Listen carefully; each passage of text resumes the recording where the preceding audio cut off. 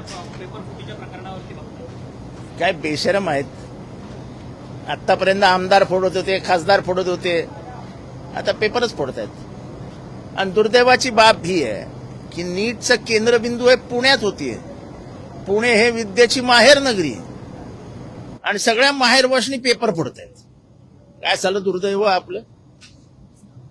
टीईटीचं म्हणजे जे शिक्षक पुढची पिढी घडवणार आहेत त्यांचा पेपर फोडतायत. आणि चौकशीनंतर बघू. अरे खरं तर सर म्हणजे आज मला आठवतं लाल बहादूर शास्त्री यांच्या काळामध्ये एका ट्रेनचा ऍक्सिडेंट झाला होता, तर त्यांनी सांगितलं नाही ते मृत किती आहेत ते बघा, ट्रेनचा ऍक्सिडेंट कसं झालं नंतर बघू. त्यांनी दुसऱ्या दिवशी राजीनामा दिला. या बेशरम सरकारमधल्या कोणाकडनंही राजीनाम्याची ते अपेक्षा करत नाही. पण हे जे काही चालू आहे ते विद्यार्थ्यांच्या जीवनाशी किती खेळणार आहात, भविष्याशी किती खेळणार आहात. एमपीएससी घोटाळा, कुठलीही परीक्षा घोटाळा, आमदार घोटाळा, खासदार घोटाळा. हे घोटाळ्याचं सरकार आहे, हे घोटाळेबाज सरकार आहे. आपण कशा पद्धतीनं ट्रॅप लावून अधिकाऱ्यांना अडकवलं अशा पद्धतीची धमकी गुड्डू सेठ नावचा व्यक्ती आरटीओ अधिकारी जे कारवाई करतायत त्यांना देतोय.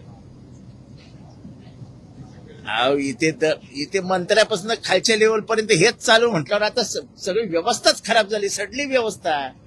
त्या सडलेल्यामधनं असाच वास येणार. सब मॅनेज होत आहे.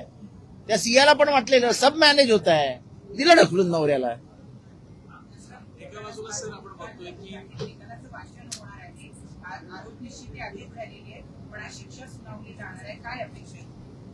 फाशी व्हावी अशी अपेक्षा आहे. अरे निदान थोडी जरब तर बसेल. या सरकारला आणि व्यवस्थेला कोणी घाबरेनासेच झालंय.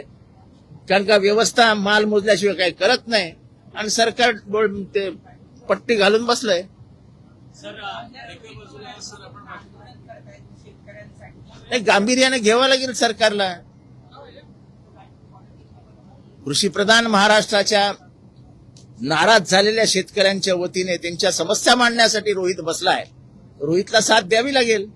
सरकारने याच्यावरती गांभीर्याने विचार करावा. एका बाजूला शेतकऱ्यांच्या कर्जमाफीचा मुद्दा आहे, दुसऱ्या बाजूला सत्ताधारी आमदार टक्केवारी मागतानाचा व्हिडिओ समोर येतो.